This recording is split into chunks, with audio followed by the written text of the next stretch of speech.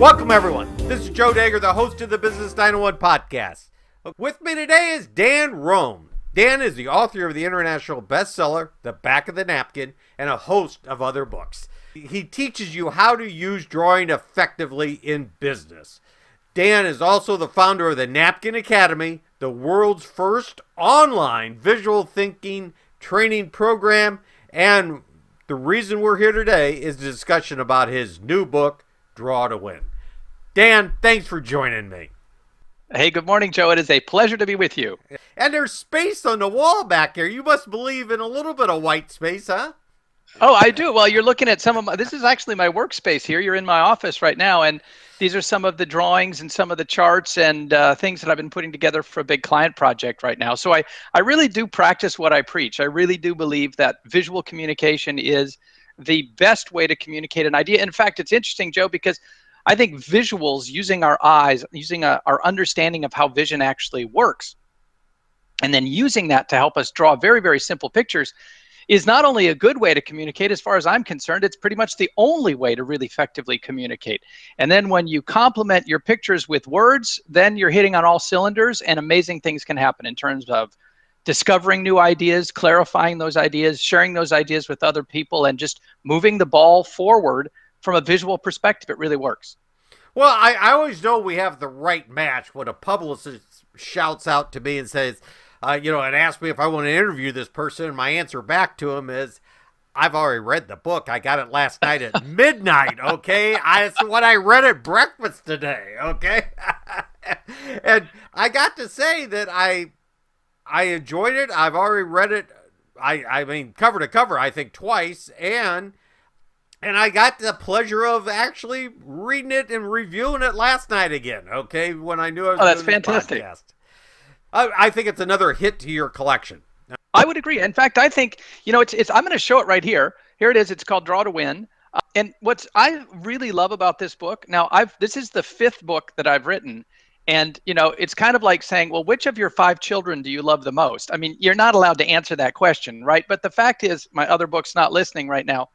I have to say, perhaps this is the one that's the nearest to me right now, but it is my favorite. And I'll tell you why, for a couple of reasons. Number one, I really, really tried to keep the book thin. I tried to keep it very, very short. And the idea here is, Joe, I see on the bookshelf behind you, you're an avid reader. I'm an avid reader, or I try to be.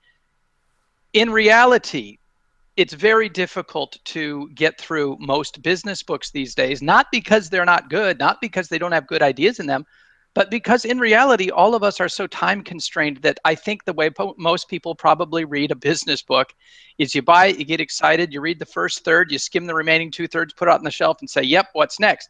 I didn't want that to happen. And I've learned my lesson. I've written medium length books, I've written long books, and I thought in this one, I want to make a short book. And that doesn't mean that it was easier to write. It actually means it was a lot harder to write, because what I've tried to achieve in Draw to Win, I think, is something very simple. It's been 10 years since The Back of the Napkin, my first book, came out. And in those 10 years, I counted the other day, I think I've done something like 720 different presentations to 130 different organizations and clients and businesses. And I realized that in that time, I've also probably drawn another 10,000 pictures. And I'll show you your viewers some examples of some of the pictures that I'm talking about here in a moment. But what I realized is, my gosh, at the end of this cycle of these 10 years, what have I really, truly learned? If you want to be more visual in your business, and I believe wholeheartedly that you have to be, if you want to take this visual path, these are the 10 commandments that I have learned. These are the 10 things that you really, really need to pay attention to. None of them are complicated. None of them are particularly hard. All of them, I think, are kind of intriguing and quite new. All of them are based on the neuromechanics and neuroscience of vision. And it's quite powerful. And what I tried to do is distill them down into the shortest, most punchy way with as many visuals as possible so someone could pick up the book, read it quickly, and get it. Does that make sense? Oh, it perfectly does, because I was thinking of how can I use this and how can I use it in a sales call. And I used to sell construction equipment, okay? Yeah. Big stuff, all right? Yeah. And process equipment. And the sales calls that I remember so vividly, and my best sales calls, are the things that I got the opportunity to draw things out. I reflected on that, And I can only imagine that's the same for a customer, is it not? Oh, it absolutely is. And here, just let's put our money where our mouth is. I've got my high tech visual communication tools right here. That would be a stack of paper, and my favorite. This is a Sharpie. Now I've got the big Sharpie. You sold construction equipment. This is the construction equipment Sharpie. This isn't some little one. This is the real deal. And here's what I'm talking about. And I assume, Joe, that you're talking about the same thing. So I'm going to say, this is me over here, and this is my client over here. And maybe there's a competitor over here that's moving in here, and I'm trying to increase this. And I know that there's a way that my client can increase their sales by doing some particular things. But what I'm worried about is this competitor moving in. So what I want to do is build some kind of a marketing wall to block that competitor out. Now, I'm just making this up as I go, but that is the kind of picture that I'm talking about. It is exceedingly simple. It's nothing but some circles, maybe a box, maybe a couple of arrows. And what you can do by just learning some really basic drawing tools in doing this kind of approach is you and I are no longer just talking. And let's try it like this. Hey, Joe, there's your business. There's your client. There's your competitor. What you need to do is build a wall. Okay, let me just show you. All of a sudden, things become clear. Now, I don't know. They could become clear to me. Does that make sense? What I'm sketching out there? That's my process. Do you think it makes any sense? Oh, certainly it makes sense because, I've already put whatever you put in that blocking side there. I'm going to actually kind of remember it. Okay. Exactly. I mean, that's going to definitely, make me jump at what we're talking about here. Well, here, Joe, can I for 1 second go on with one more little data point, one more picture to draw? And this is going to be a simple one. Do you mind if I do one more? Oh, no, go ahead. Well, and this to me, I'm actually going to draw two data points here in a second. And these are the two data points that seal the deal as far as I'm concerned, why you must be visual. Even though most of us who went to school, have experience in business, have never been taught to draw pictures. Here's why that we need to. So the first picture I'm going to draw is a real simple one. I'm going to draw another one of my favorite circles, start a lot of pictures this way, and say that this circle represents the human brain, all of the neurons that we have in our brain.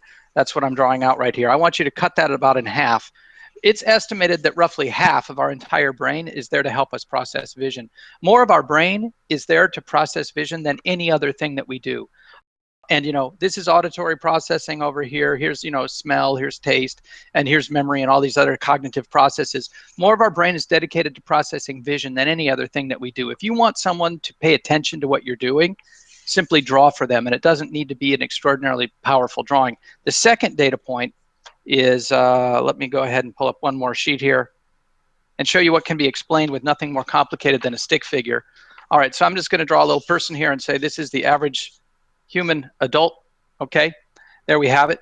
Of all the organs in our body, we've got our heart, we've got our kidneys, we've got our liver, we've got our stomach, we've got our lungs, we've got all these organs in our body. We've got a little organ in here called our brain. Our brain accounts for about 2% of our total body weight. So if we weigh in here at 200 pounds, about 2% of that is the weight of the human brain. Okay, but think about this. This little organ in here, encased in our skull, very well protected, consumes more energy than all the other organs in our body combined. In fact, our brain, even though it only accounts for 2% of our body weight, accounts for about 20% of our total energy burn at any time. More of the calories that we're burning are going into supporting our brain than anything else that we do. And if we combine it with our previous picture, more of our brain is dedicated to vision than anything else we do. If you put these two together, Joe, what does this tell you? Vision is pretty darn important to us as people. More of our calories spent are on helping us literally see the world than any other thing that we do. And all I'm trying to advocate is, wouldn't it be silly to not take advantage of this superpower of vision that all of us have? Wouldn't it be silly not to use it? And isn't it really silly when you think in business and in politics and in organizational development and in all these areas of study, pictures are not a focus? We're crazy. We're absolutely crazy not to use our simple little drawings. Now I'm going to get off my soapbox and just turn it back to you and say, that's my story, and I am sticking with it. Done a wonderful job, explaining things, and especially to my lean group of people, because I've always quoted this and used this for years, is that, Great. You're not lean if you're not visual.